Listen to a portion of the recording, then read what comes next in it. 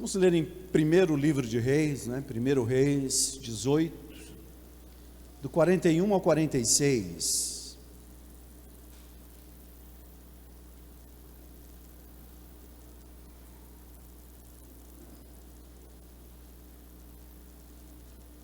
Primeiro livro dos Reis, capítulo 18, do 41 ao 46.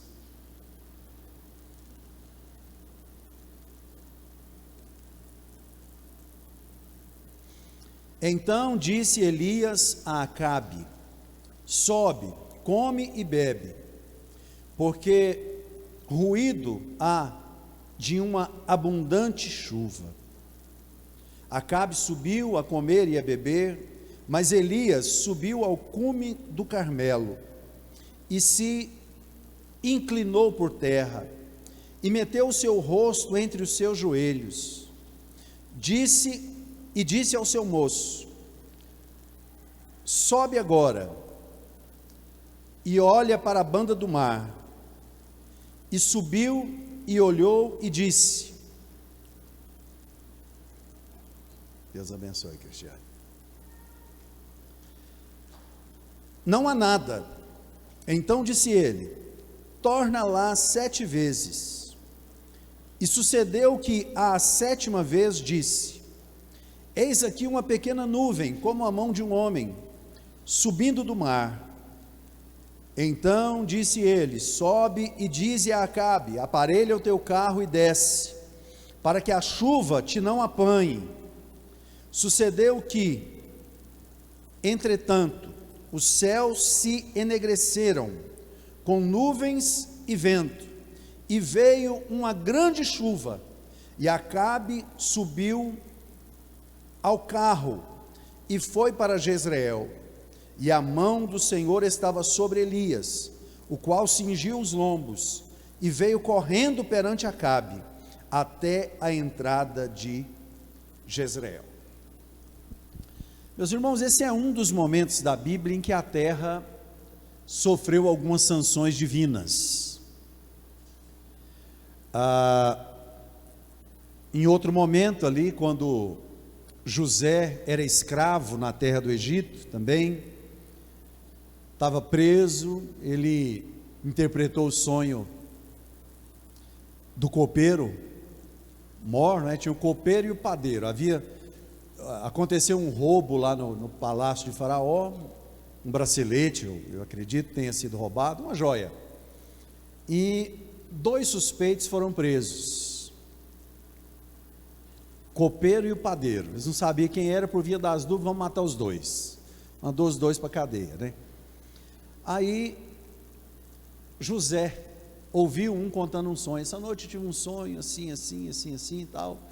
Padeiro contando: eu sonhei que tinha um monte de pão num cesto, e todas as aves do céu vinham e comiam ali naquele cesto ali e tal.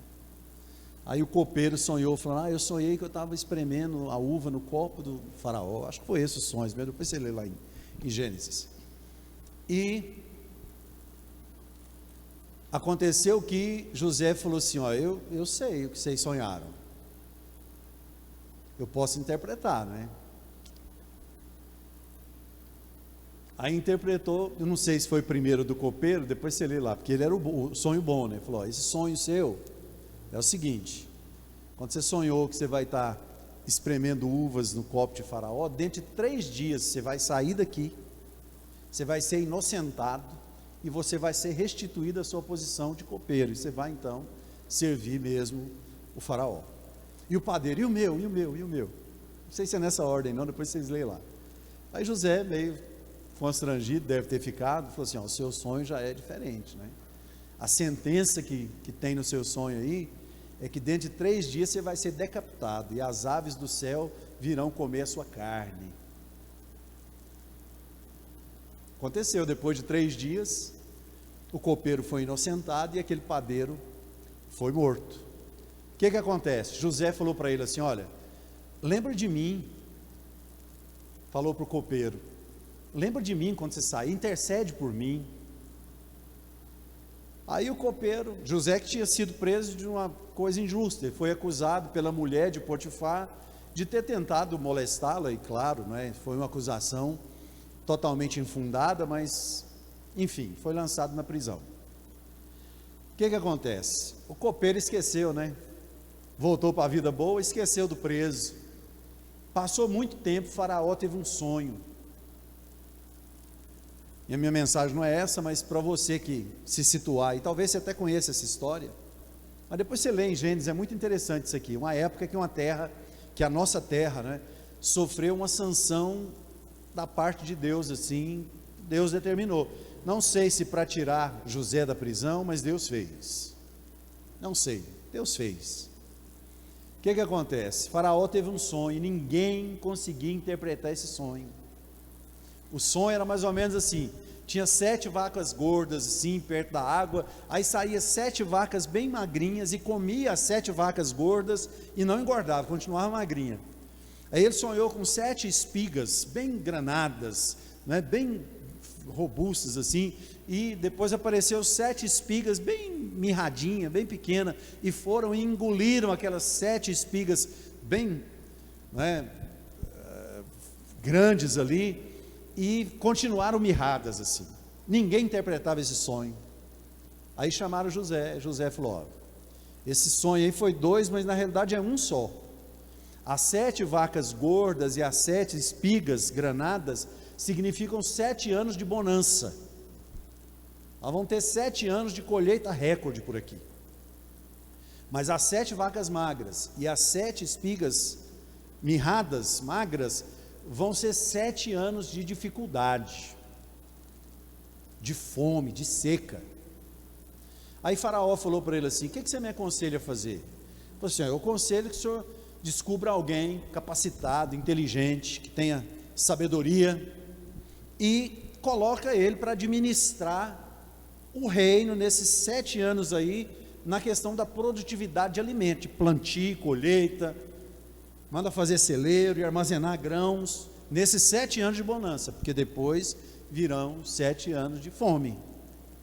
E Faraó olhou para José e falou assim: aonde mais eu encontrarei alguém com esse espírito de sabedoria que tem sobre a sua vida? Faraó então tira um anel do dedo, coloca sobre José e o nomeia como governador do Egito. Essa foi uma das sanções que Deus colocou sobre a terra ali, para que a terra de alguma forma sofresse. Enfim, Deus tem os seus motivos ali.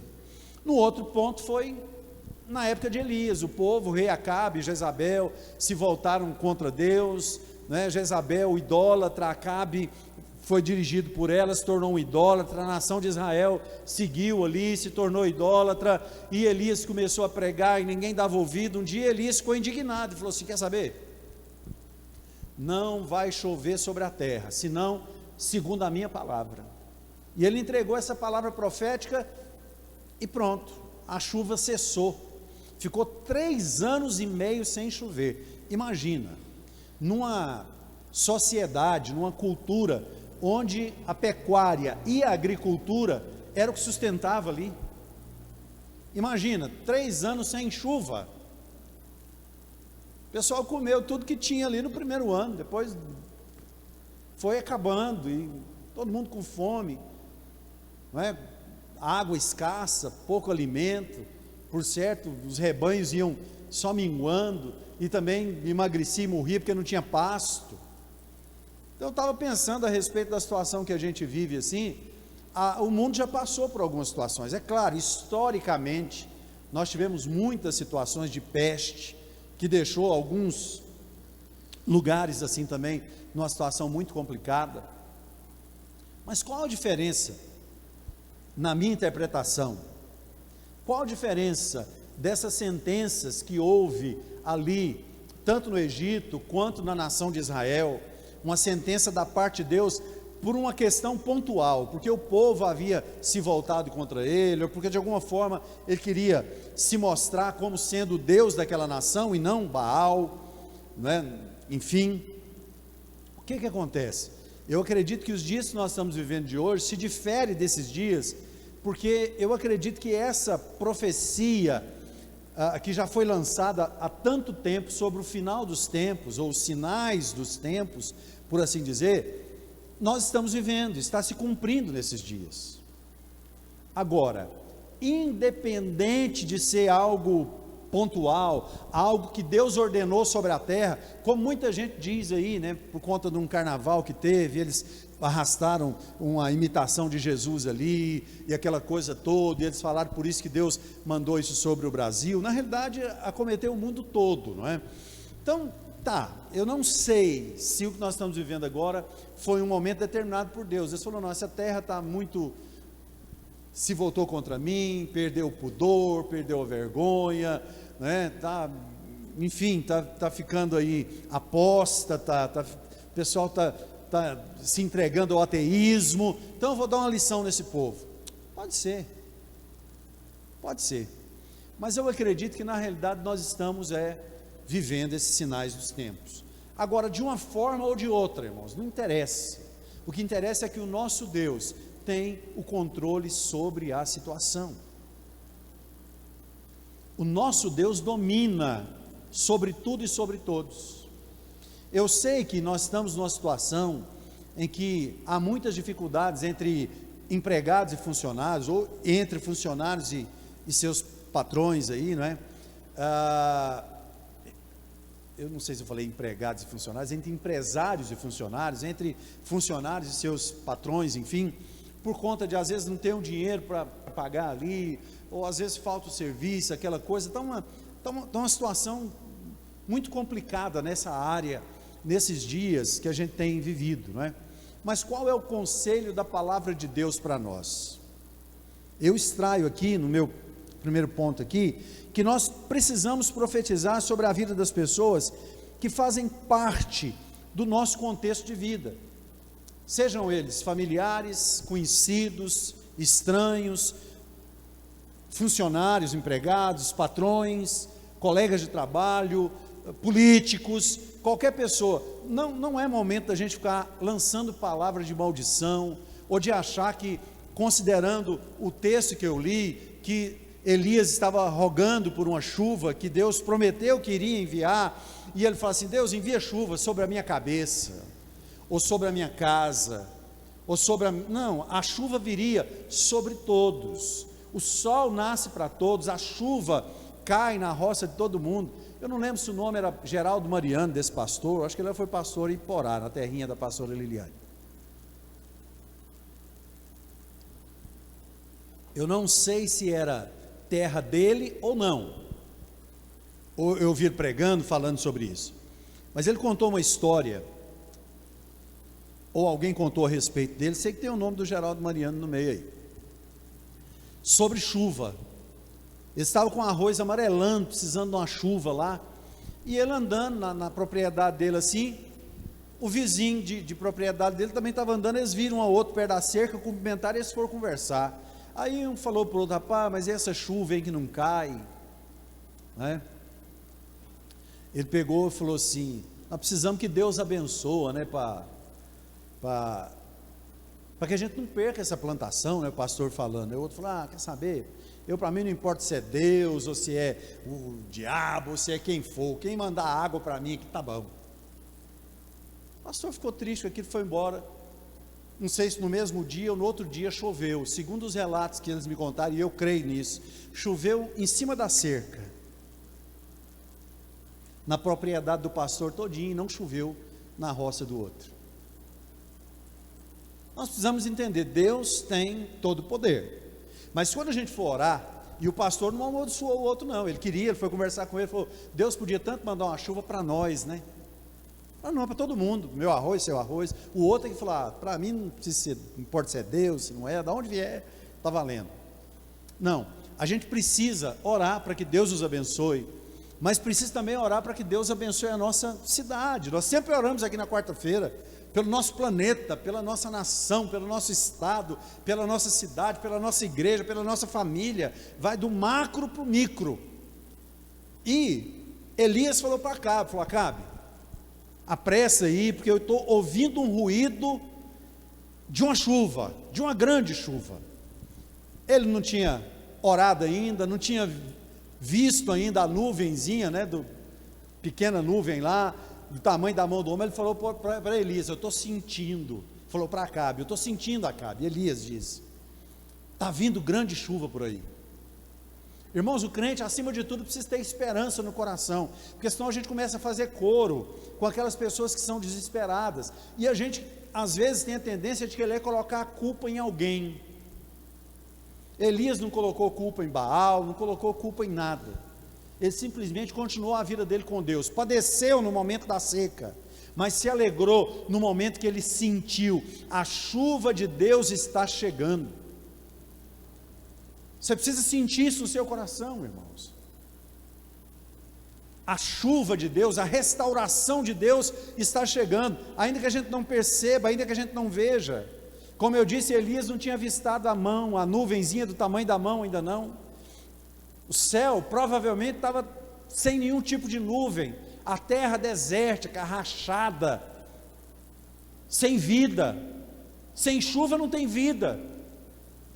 Mas ainda assim ele falou: Acabe, eu estou sentindo, eu estou crendo, eu estou ouvindo um ruído muito grande de chuva. Fica esperto, rapaz, porque a chuva vai cair. Ele falou isso para Acabe. Sabe o que Acabe fez? Acabe foi para um banquete.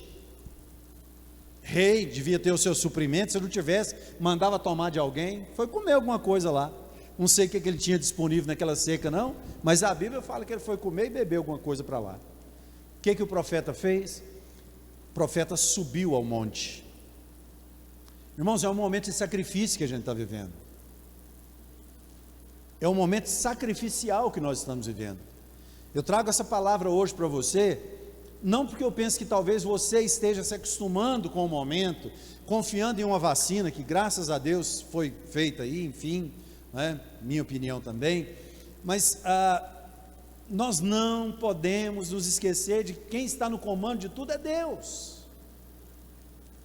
Deus é que está no controle, Deus é que está no comando. Às vezes você fala para alguém isso, você fala: Deus vai cuidar de tudo. Você fala: Deus, esse político roubando, esse povo não sei o que e tal. Sabe o que faz? Deixa o povo ir para a festa, ir para onde eles quiserem, vai para o seu quarto orar, vai para os pés do Senhor, clamar e dizer: Senhor, eu escolho crer, diante de um céu sem nuvens, diante de uma terra desértica, diante de nenhuma perspectiva meteorológica de chuva, eu escolho crer que a chuva do Senhor está chegando. Nós precisamos ter essa convicção. Acabe foi comer e beber, Elias subiu para o monte. Subir um monte com sede, com fome, no sol, não é fácil não, irmãos. Não é fácil. Um amigo meu foi em Israel e falou assim, que quando eles vão subir lá no, não sei se é no Horebe, aí o pessoal está lá embaixo com os camelos, os camelos sobem lá, fala assim, não sei quanto que era, vou ver aqui, $50, moço, o camelo. Aí falta, sei lá, 2.000 metros para chegar, $50 o camelo. Não, eu vou a pé. Aí a pessoa está subindo, o ar fica meio rarefeito, fica cansado, aí tem um camelo lá assim, o cara, $50 o camelo. Não, eu vou acabar de chegar a pé. Aí quando está quase chegando, o cara está, outras pessoas lá, $50 o camelo. O cara fala: eu tenho que subir nesse camelo que eu não dou conta mais. Aí ele paga os 50 para acabar de chegar lá, porque não é fácil. Ele devia ter pago lá embaixo e subir apreciando a vista, sem cansar, mas não, não é fácil. Às vezes o sacrifício exige de nós, às vezes não é fácil. Deixar de ver um programa de televisão para orar, deixar de ver um programa de TV para ouvir algum vídeo, não é? Para você pôr um celular, pôr um foninho ali, vai assistir uma palavra, vai assistir uma canção, um hino que fala de fé, que fala de milagre. Às vezes não é fácil a gente deixar de alimentar a nossa carne para alimentar o nosso espírito, porque o efeito da carne, se ele não dá prazer imediato, pelo menos ele cria uma sensação ilusória e o tempo vai passando. Mas quando nós entramos na batalha espiritual, as coisas começam a complicar, começam a ficar difíceis, e é caráter de sacrifício mesmo. Elias subiu para aquele monte e levou com ele o seu moço. E o que o Elias disse? Falou: vou ficar aqui, vou ficar orando, vou ficar clamando ao meu Deus. Eu quero que você dá uma saidinha aqui vai para onde você vê o horizonte lá no mar assim, e me conta se alguma coisa mudar no cenário. Elias ficou orando lá, a Bíblia diz que ele colocou a cabeça entre os joelhos, e ficou orando, orando e clamando. Daí a pouco o moço dele chega, e acha um lugar de interromper lá na oração, fala: Senhor, meu mestre, meu senhor, peraí, fui lá, ó, deu nada não, está do mesmo jeito, não tem nenhum sinalzinho de chuva. Elias, talvez para não ser incomodado de novo, o número 7 tem um mistério aí na Bíblia, aí, mas ele falou assim: vai lá mais 7 vezes, vai lá, volta, vai lá, volta, vai lá. Só me interrompe na 7ª vez. E Elias começou a orar. Eu fico imaginando ele colocando os ouvidos, né, entre os joelhos ali, ainda tapando os ouvidos, para não ficar, quem sabe, né, ouvindo algum rumor, até do moço dele mesmo, falar: estou indo e vindo nesse negócio, não adianta nada, olha lá, não tem nada, ele que faca, eu tenho que obedecer, eu tenho que ir, não, ele tampou os ouvidos, para não ouvir nada que pudesse dissuadi-lo da fé. É o que a gente precisa fazer, irmãos. Sabe, às vezes a gente sai de um culto como hoje, por exemplo, daqui a pouquinho a gente termina o culto, ora, recebe a bênção apostólica e vai embora crendo. Fala: quer saber? Mesmo que esteja tudo ao contrário, as circunstâncias todas desfavoráveis, mas é mesmo, é aquilo que o pastor falou, aquilo que a Bíblia fala, vamos crer, a chuva do Senhor está chegando, a vitória do Senhor está chegando. Daí a pouco a gente liga num programa de TV, ou abre a rede social e encontra alguém falando uma coisa que a gente começa a dissuadir da nossa fé. É o momento da gente fechar os nossos ouvidos para os incrédulos e começar a voltar os nossos ouvidos para ouvir a voz do Espírito Santo na nossa vida. Nós precisamos aprender a ouvir a voz do Espírito Santo em qualquer situação.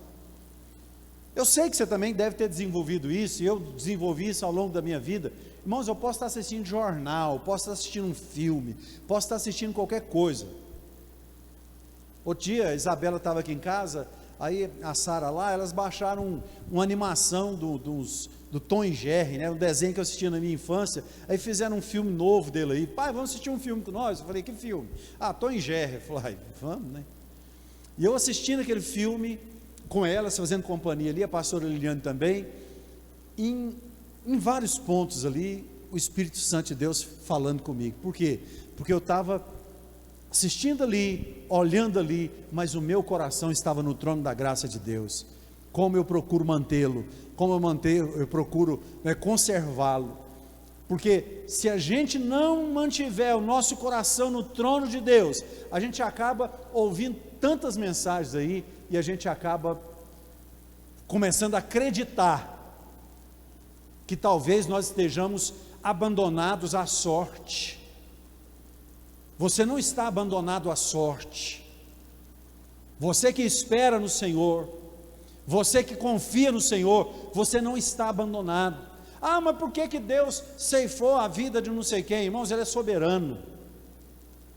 Eu sempre digo isso aqui: o nosso papel é interceder e é orar. Se algum de nós tiver algum sintoma dessa coisa aí, nós não vamos dizer: ah, Senhor, chegou minha hora, me leva. Não, Senhor, eu sou templo do Espírito Santo, eu quero que o Senhor me purifique, eu quero que o Senhor me limpa, eu quero ainda fazer algo para o Senhor. Mas diga isso e faça, né, quando a saúde for restabelecida, porque às vezes a gente promete: não, Deus, me dá, preserva minha vida aí, porque eu quero fazer sua obra e tal. E eu já vi pessoas, eu até comentei com a pastora Liliane uma coisa, eu vi de um jeito, ela viu de outro, a mesma coisa. Teve muitas pessoas que tiveram um encontro com um quarto de hospital nesses dias. E nesse encontro com um quarto de hospital, com sofrimento, a iminência de ser entubado, sabe o que as pessoas fizeram? Elas fizeram todo tipo de promessa: não, agora minha vida mudou, eu repensei minha vida, não vou ser mais aquela pessoa, e quando eu sair daqui, se Deus me curar, eu vou ser outra pessoa. E quantos discursos eu já ouvi, e a pastora Liliane, a gente olhava e falava: amor, tomara, né? Tomara que Deus abençoe, que seja assim mesmo. Mas se a pessoa tiver apenas um encontro com o sofrimento, um encontro com o quarto de hospital, ela vai sair de lá cheia de discurso, mas com o passar do tempo aquilo vai. Então, a palavra que nós ouvimos, de pessoas diferentes, né, mas é a mesma palavra, que a pessoa, ela teve um encontro com Deus no quarto do hospital. É disso que nós precisamos, irmãos. Em qualquer situação da nossa vida, nós precisamos ter um encontro com Deus. Ah, mas eu já tive um encontro com Deus. Esse encontro precisa ser diário. A Bíblia diz que as misericórdias do Senhor são novas a cada manhã. A Bíblia diz: escondi a tua palavra no meu coração para não pecar contra ti. Nós precisamos renovar a nossa aliança com o Senhor a cada dia. Acabe casou com a mulher idólatra, se entregou à idolatria. Elias permaneceu fiel, renovando a sua aliança com o Senhor. Quando a seca chegou, quando a dificuldade chegou, e Deus ia reverter a situação, Deus falou com Elias, e o coração de Elias se alegrou no Senhor pela esperança. O coração de Acabe falou: quer saber, estou cansado de ouvir essas coisas, eu vou viver minha vida. Mas de repente, na 7ª vez que aquele jovem vai ali, ele volta, não sei se ele chegou com alegria a ponto de interromper o profeta, sei lá, vamos pensar que ele chegou lá, ele olhou, esfregou o olho, olhou de novo, profeta, eu estou vendo um negócio ali, eu acho que parece que é uma luva, uma pequenininha, do tamanho da mão de um homem. Elias falou para ele: tá bom, basta, pode ter certeza que está vindo grande chuva aí, vai e avisa para Acabe, para ele aparelhar o seu carro, e ele se apressar, porque senão a chuva vai pegar ele. Qualquer um que olhasse para aquele céu, ia falar: pode até chover, mas vai demorar, viu? Só tem aquele negocinho. Elias não, Elias sabia, né? Sabe, essa coisa de ser mestre e discípulo. Discípulo chegou para o jovem, para o pupilo dele, né, para o aluno, com a semente, e falou para ele assim: o que você vê aqui na minha mão? Ele falou assim: eu vejo uma semente. Aí ele falou: sabe o que eu vejo? Aí o jovem falou: não, falou assim: eu vejo um pomar. Entende a diferença da fé? As circunstâncias, irmãos, não interferem no milagre. Ainda que o cenário não seja favorável, se Deus ordenar, a tempestade vem. Aquele rapaz chega, vai correndo para cá, vai aparelho do seu carro, tal, mas enquanto ele está indo, a Bíblia diz que o céu começou a escurecer, as nuvens começaram a se formar, e uma grande tempestade se formou naquele lugar, e a Bíblia diz que o Espírito Santo de Deus se apoderou de Elias. Enquanto Acabe ia com carro e cavalo, Elias foi correndo, cerca de 40 quilômetros, e chegou a Jezreel primeiro que Acabe. Foi a pé, porque o Espírito Santo de Deus se apoderou dele.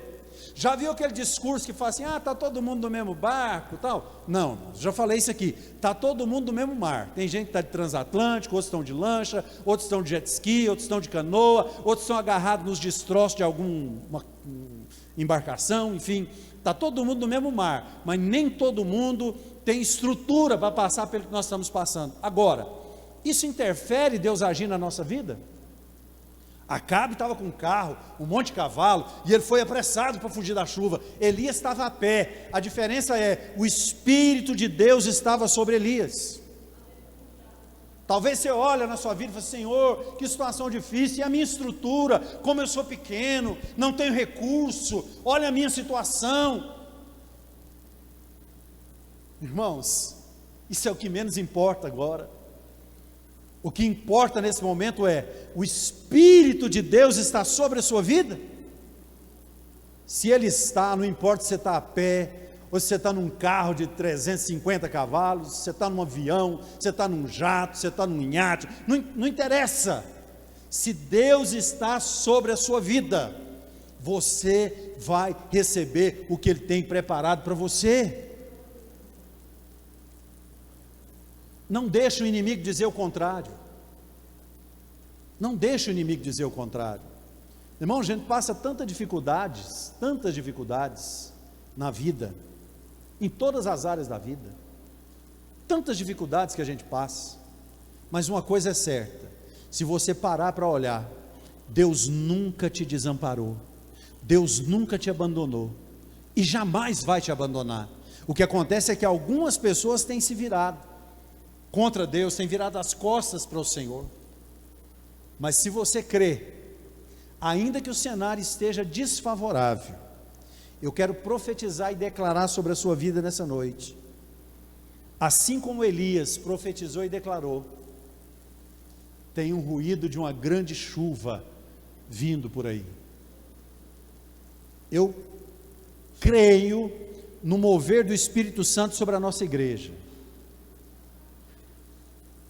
Não sei se vocês se lembram dos últimos cultos, antes de nós fecharmos aqui, como é que a coisa estava acontecendo. Deus mudou? Deus não mudou. A presença do Senhor é a mesma neste lugar. Nosso Deus é o Deus que, Ele, com uma pequena pedra, Ele derruba o gigante. Não é? Com 300 soldados, Ele vence um exército de 140 mil homens. Com um cajado na mão de um homem de fé, Ele abre o mar vermelho. Que Deus não fará na sua vida, se você crer, se você tiver fé? Às vezes a gente fala, se eu tivesse tal coisa, se eu tivesse tal recurso, irmãos, a gente precisa falar, Deus é comigo, não há muralha que irá me deter, não há situação que irá me impedir de alcançar aquilo que Deus tem para a minha vida.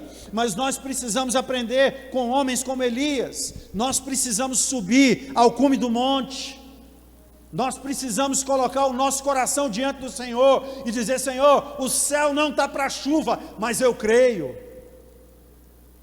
Você precisa chegar na porta da sua casa agora, quando você pegar na maçaneta para abrir, você fala, Senhor, eu estou abrindo a porta de uma casa abençoada pelo Senhor, que não depende de nenhuma estatística, que não depende de nenhum boletim no noticiário aí, eu dependo única e exclusivamente do Senhor. Eu não vejo, mas eu creio. Eu não vejo, mas eu espero. E o inimigo vai tentar nos dissuadir, irmãos. Por quê? Porque tudo aquilo que nós estamos passando é palpável, tudo aquilo que nós passamos é visível. E nós falamos sobre isso aqui, talvez no domingo passado, sempre a gente fala sobre isso, né? O campo da fé, muitas vezes não é visto pela retina, mas que Deus abra os nossos olhos espirituais, para que nós tenhamos a confiança e a fé de saber que nós não estamos sozinhos, nós não estamos desamparados. Você crê nisso nessa noite? Então eu quero orar com você, eu quero que você se coloque de pé. Eu quero que você apresente a sua vida, a sua casa, o seu emprego, o seu negócio, a sua saúde.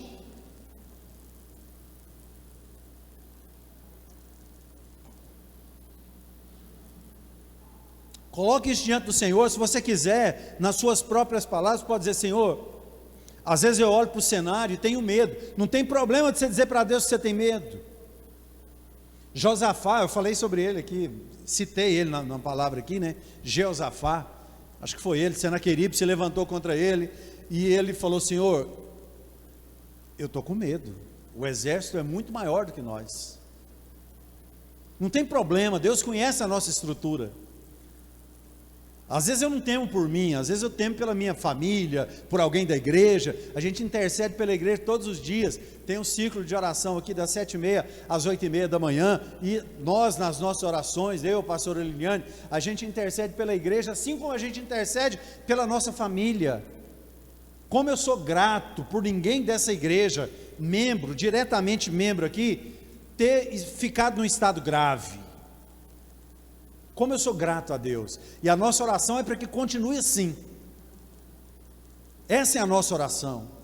Então, diga para o Senhor, fala, Senhor, eu estou à frente, no meu caso, Senhor, eu estou à frente de um rebanho, Pai, rebanho que o Senhor me confiou, cuida, meu Deus.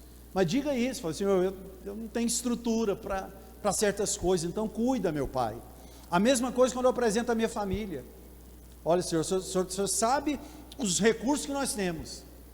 E hoje, irmão, não adianta nem recurso também não. Tem gente com muito recurso aí que às vezes não tem condição.